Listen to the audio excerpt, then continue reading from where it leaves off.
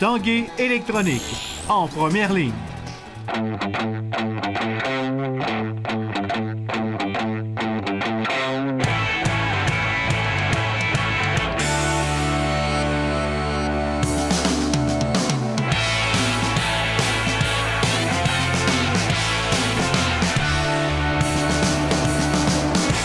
Salut, ici Jonathan Fournier, bienvenue à l'Esprit sportif. Aujourd'hui à l'émission, un camp de jour de tennis, mais tout d'abord parlons de sport nautique. Avec les grands voiliers en visite à Québec ces temps-ci, nous nous sommes lancés le défi d'apprendre à manœuvrer ces embarcations. Nous nous sommes initiés à la voile avec l'école de voile de la baie de Beauport.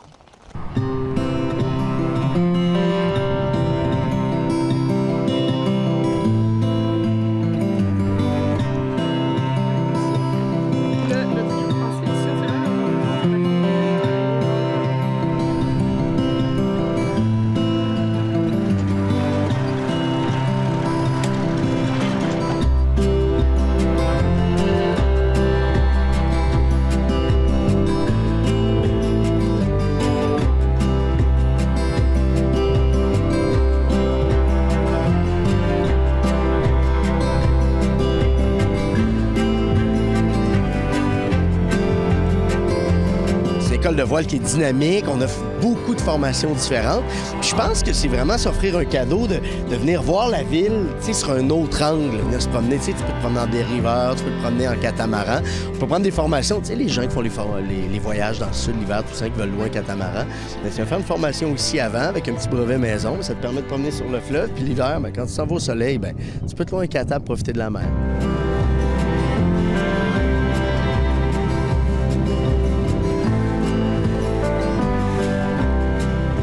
Toujours avec un petit peu de théorie, expliquer quelles sont les parties du bateau, les allures du vent. Après ça, on explique le site un peu, savoir la zone de navigation, où est-ce qu'on va aller, quelles sont les limites à pas dépasser. Puis après ça, une fois qu'on a commencé avec cette théorie, on commence ensuite, évidemment, on amène le bateau à l'eau, puis on va aller gréer les voiles, monter les voiles sur le bateau, puis se préparer. Puis ça permet aussi concrètement d'expliquer à ce moment-là qu'est-ce qu'on fait, comment on va le faire. Puis quand on va monter les voiles, on va utiliser la drisse. Quand on est sur le bateau, gauche, droite, ça devient bâbord, tribord.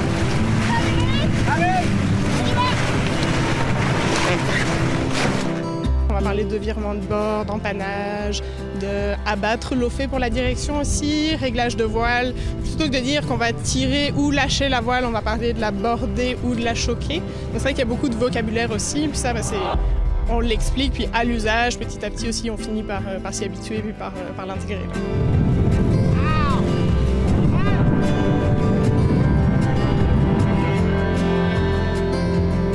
Culture qu'on connaît un petit peu moins ici, mais en Europe, par exemple, ça commence très, très jeune, la voile. On commence ça avec les tout-petits, mais même ici, on a les petits optimistes, là, on a des bambins de 5 ans qui commencent déjà en formation, puis ensuite de ça, ils font de l'optimisme, ensuite de ça, ils vont monter, ils vont s'en aller sur le dériveur, ultimement sur le catamaran.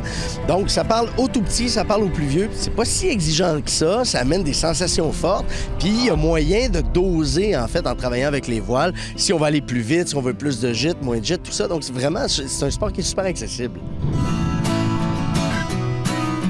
Pour partir tranquillement avec un catamaran, on va y aller en marche arrière. Donc on va s'asseoir sur le bateau, on va reculer en fait grâce au foc. Le foc, c'est la petite voile qui est à l'avant. Puis on va reculer tranquillement comme ça, s'éloigner de la plage. Puis une fois qu'on va être suffisamment loin, à ce moment-là, on va pouvoir aller mettre le gouvernail dans l'eau, puis repartir en marche avant normalement. On va pouvoir probablement commencer avec un empannage. Donc un empannage, ça veut dire qu'on va changer de direction par rapport au vent, avec le vent qui va arriver de l'arrière du bateau, donc vent arrière. Puis après ça, on fera probablement plusieurs virements de bord. Donc le virement de bord, c'est à nouveau un changement de direction, sauf que dans ce cas-là, on va changer de direction par rapport au vent en amenant le bateau face au vent. Donc, à nouveau, deux termes de vocabulaire là qu'on va pouvoir pratiquer. On va pouvoir aussi probablement essayer de ralentir le bateau, de s'arrêter. On va pouvoir, pour s'arrêter, on va se mettre à la cape. C'est vraiment qu'on commence par ralentir en choquant nos voiles, donc en les relâchant. Puis une fois que ça c'est fait, c'est vraiment le bateau est en équilibre entre la barre qu'on va pousser vers la voile complètement pour faire lofer le bateau, donc remonter vers le vent. Pendant que le foc, lui, va être bordé à contre, donc à contre de l'autre côté du mât par rapport à à sa position naturelle avec le vent, puis qui lui va faire abattre le bateau, donc on va le faire aller de l'autre sens, puis on va être à l'équilibre entre le foc et la barre. 2 rôles très différents dans l'embarcation pendant qu'on va être ensemble? Oui, mais en fait, ça va être un catamaran où on va naviguer à 2, donc on va avoir le barreur et l'équipier. Donc le barreur, lui, va s'occuper de la barre, donc de la direction du bateau, et de la grand voile. Donc lui, ce sont ses 2 rôles principaux. Et pendant ce temps-là, l'équipier, lui, a en charge le foc. C'est lui aussi qui va s'occuper vraiment de maintenir l'équilibre du bateau en premier, donc en se positionnant dans le bateau pour que le bateau reste le plus plat possible ou avec une gîte, donc un angle, il va pencher légèrement, mais pas trop. Ça prend en moyenne combien de temps à apprendre à faire de la voile comme il faut? Bien, ça dépend un peu de ce qu'on souhaite faire. Je vous dirais que, par exemple, on offre ce qu'on appelle des stages voile canne, donc sur une fin de semaine, pour des personnes qui n'ont jamais fait de bateau. Au bout de la fin de semaine, là, toute la journée du samedi puis du dimanche, ils sont déjà capables de se débrouiller, de faire toutes les manœuvres avec le bateau, puis de naviguer de manière autonome un peu déjà. Mon vœu le plus cher, en fait, là, c'est que tout le monde essaie au moins une fois. C'est certain qu'ils vont l'adopter et qu'ils vont adorer.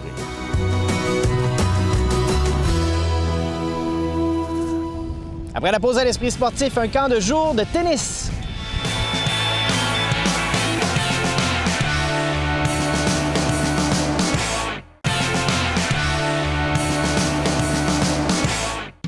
L'Esprit sportif souligne les 25 ans de la Coupe Banque Nationale présentée par IGA. La Coupe Banque Nationale, c'est aussi un tremplin pour les joueuses d'ici. Les Montréalaises Françoise Abanda, Charlotte Robillard-Millette ou la Torontoise Bianca Andreescu pourraient devenir les prochaines étoiles montantes de la WTA. Du 9 au 17 septembre, venez voir nos espoirs canadiennes en action au PEPS de l'Université Laval. Là où tout commence. Une invitation de l'Esprit sportif. Avec les écoles de hockey qui battent leur plein en ce moment à Québec, certains autres sportifs tentent d'améliorer leur coup droit et leur revers. Nous avons visité le camp de jour de tennis de l'Académie de tennis JMG.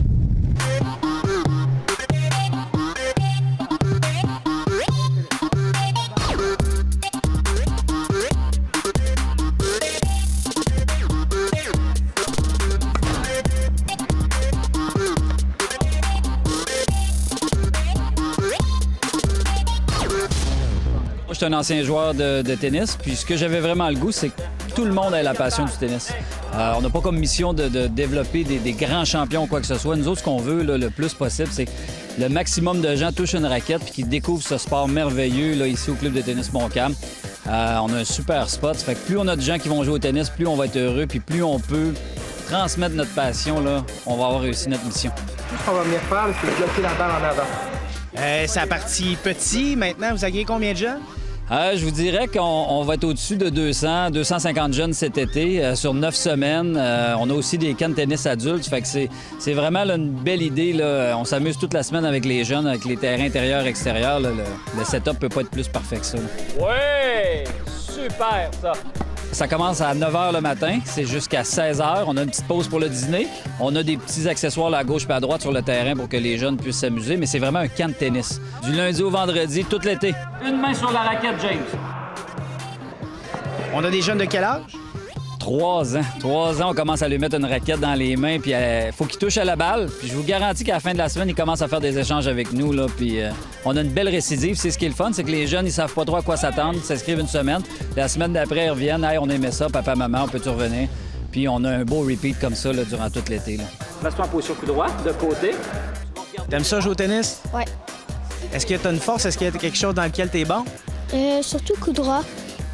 Puis aussi rebond contrôle. Garde-la plus en avant de toi et on va en dessous. Quelles sont les premières choses qu'on enseigne à un jeune qui commence? Bien, c'est sûr, là, nous autres, on veut qu'il y ait du plaisir. Des fois, ils ont tendance à vouloir frapper fort.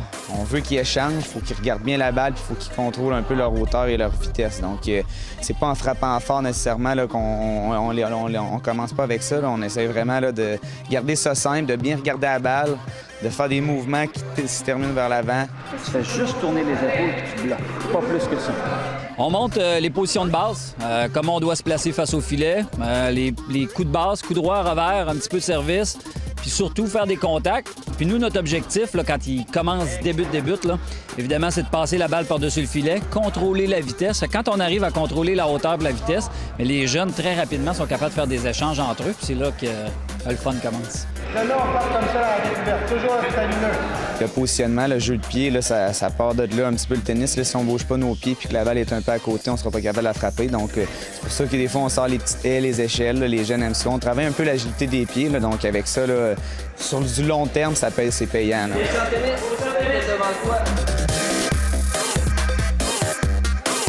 On demande d'avoir la raquette haute face au filet en position d'attente. Puis pour les jeunes, on a appelé ça là, la position tennis.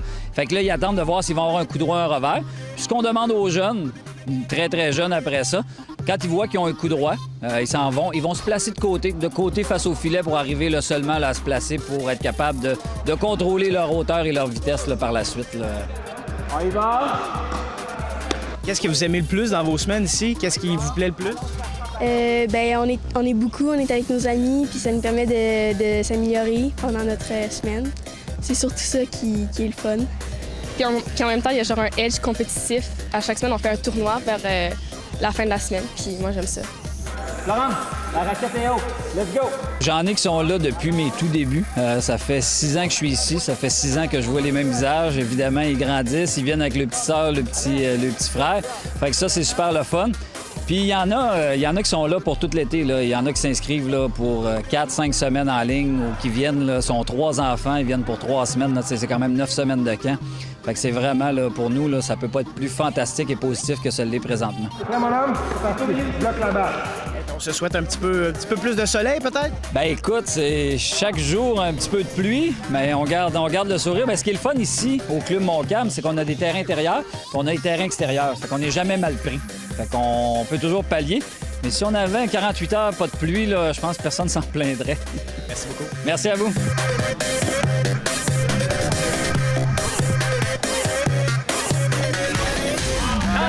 Tennis Montcalm! Ici Jonathan Fournier, c'est tout pour l'Esprit sportif. Demain à l'émission, on vous montre ce qu'est la luge d'eau. À demain. Ciao!